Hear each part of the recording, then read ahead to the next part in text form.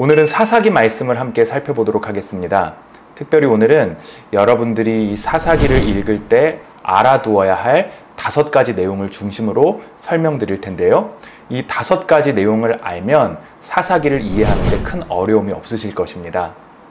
첫 번째로 이 사사라는 것은 재판관을 의미하는 말입니다. 아마 성경을 처음 읽는 분들은 이 사사라는 단어 자체가 익숙하지 않을 것입니다. 사실 이 사사라는 말은 한자어인데 선비사의 스승사자를 씁니다. 이 번역은 좀 애매한 측면이 있지요. 이 사사라는 말은 히브리어 쇼페팀을 번역한 것인데 이 쇼페팀은 우리나라 말로 번역하면 재판관으로 번역할 수 있습니다. 그래서 이 사사기를 가리켜서 판관기라고 이야기하기도 합니다. 재판관의 기본적인 역할은 선악을 구분하고 또 악을 심판하는 것입니다.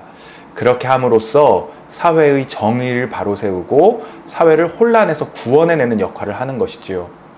그래서 고대 사회에서는 군사를 이끌고 전쟁터에 나가서 적군을 물리치는 것 역시 이 재판관의 역할에 포함이 되어 있었습니다. 이 사사기를 보면 사사들, 이 재판관들은 백성들 사이에서 재판을 감당하기도 하지만 이방 민족들이 쳐들어왔을 때 전쟁터에 나가서 이스라엘 백성들을 구원하는 일을 하는 사람들이었습니다. 이 사사기는 이스라엘의 왕이 세워지기 전, 다시 말해서 이스라엘의 공식적인 왕정이 시작되어 권력이 중앙 집권화 되기 전에 사사들을 통해서 이스라엘이 통치되던 시기의 역사가 기록된 책이라고 말씀드릴 수 있겠습니다. 두 번째로 사사기를 읽을 때 중요한 것은 이 사사들의 이름을 기억해 두는 것입니다.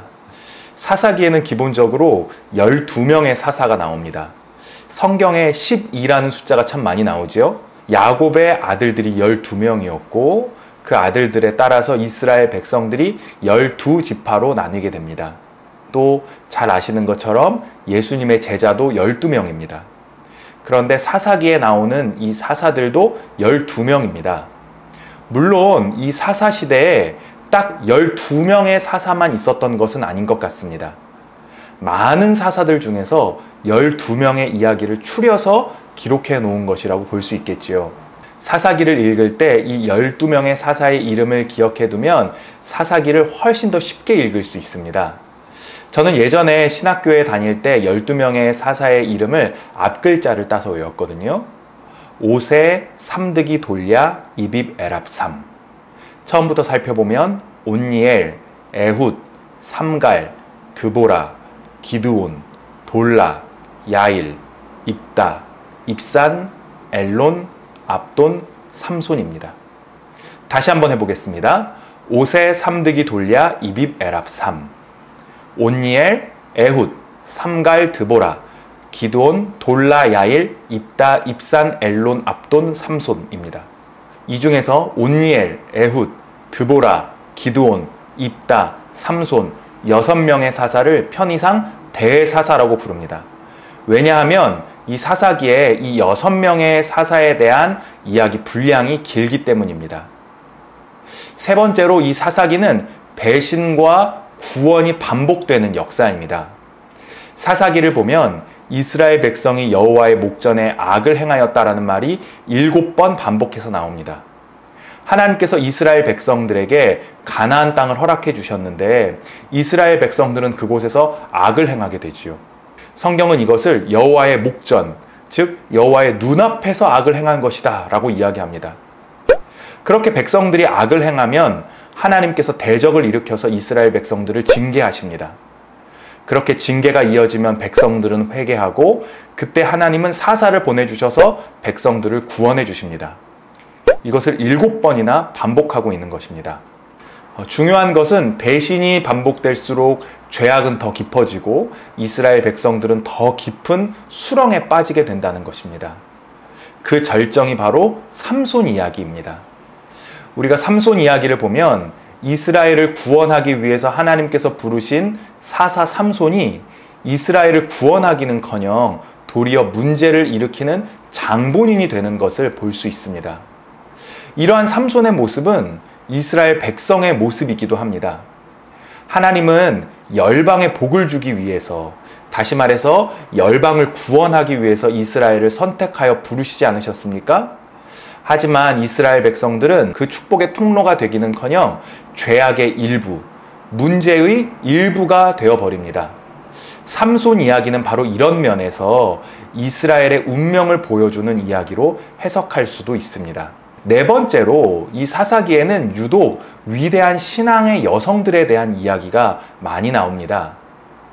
여성들이 자신들의 분깃을 받을 수 없었던 사회였음에도 불구하고 아버지 갈렙에게 당당히 자신의 몫을 요구한 여인 악사를 비롯해서 가나안을 두려워하는 바락 곁에서 하나님의 말씀을 예언한 사사 드보라, 또 적군의 왕인 시스라를 말뚝으로 쳐서 죽인 헤벨의 아내 야엘, 또 싸움에서 이기고 돌아온 아버지를 영접하러 나왔다가 제물이 된 입다의 딸, 폭정을 일삼았던 기드온의 아들 아비멜렉에게 맷돌을 던져 죽인 이름 없는 한 여인까지 다양한 여인들의 활약상이 바로 이 사사기에 기록되어 있습니다. 이처럼 사사기에서 여성들의 활약이 강조되는 것은 하나님의 구원이 인간의 능력에 달려있지 않다는 것을 보여주는 것입니다. 당시의 여성들은 사회적으로 힘이 없는 존재들이었습니다. 하지만 하나님께서는 그 여인들을 통해서 하나님의 뜻을 이루어 가십니다. 이처럼 구원은 사람의 능력에 달려있는 것이 아니라 하나님의 능력에 달려 있습니다. 바로 이스라엘 백성들을 구원하시는 참된 사사, 그 사사는 여호와 하나님이신 것입니다.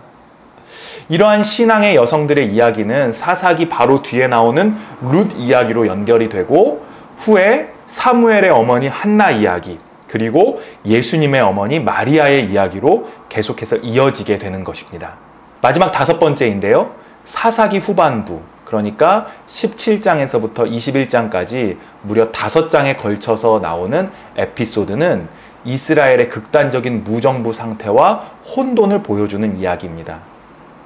사사기를 보면 사사들의 활약상이 나오는 것은 16장까지입니다. 16장에 삼손의 이야기를 마지막으로 사사들의 활약상에 대한 이야기는 끝이 나고요.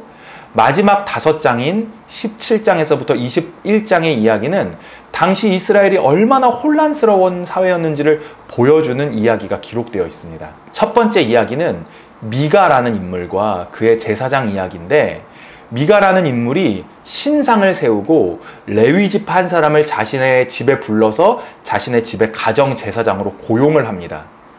그런데 단 지파가 그 길을 지나가던 도중에 이 미가의 집에 들리게 되고 미가의 집에서 그 신상을 빼앗고 제사장을 데리고 갑니다.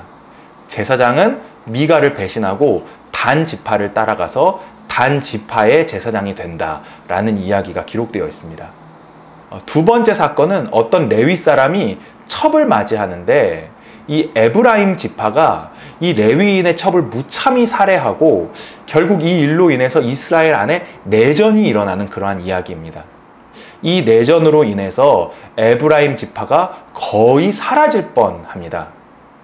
이 두 이야기를 읽어보면요, 굉장히 혼란스럽습니다. 누가 죄인이고 누가 의인인지 구분하기가 쉽지 않습니다. 그 정도로 당시 이스라엘은 규범과 질서와 정의가 무너진 시기였던 것입니다. 이 마지막 에피소드가 기록된 17장에서부터 21장에는 이스라엘에 왕이 없었다라는 표현이 무려 4번에 걸쳐서 기록되어 있는 것을 확인할 수 있습니다. 이처럼 이스라엘 백성들이 무정부 상태에 가까운 혼란에 빠진 것은 왕이 없었기 때문이다라고 이 사사기는 진단하고 있는 것입니다. 이스라엘에 왕이 없었다는 이 표현은 아직 왕정이 시작되지 않아서 강력한 중앙 집권적인 권력이 없어서 백성들이 통제되지 않았다라는 의미이기도 하지만, 동시에 이스라엘의 참된 사사, 참된 왕이신 하나님을 백성들이 인정하지 않았기 때문에 사회가 이렇게 무분별해지고 또 사회가 혼란에 빠졌다라는 의미로 확대되어 해석될 수 있습니다. 여기까지 사사기의 내용을 함께 살펴보았습니다. 제가 오늘 설명드린 이 5가지 내용을 이해하시면 사사기를 이해하는 데 큰 어려움이 없으실 것입니다. 사실 우리가 살펴본 이 사사기 말씀은 우리가 다음 주에 살펴볼 룻기 말씀에서 비로소 완성이 됩니다. 우리 다음 주에는 함께 룻기 말씀을 살펴보도록 하겠습니다. 오늘도 10분 성경 시청해 주셔서 감사합니다.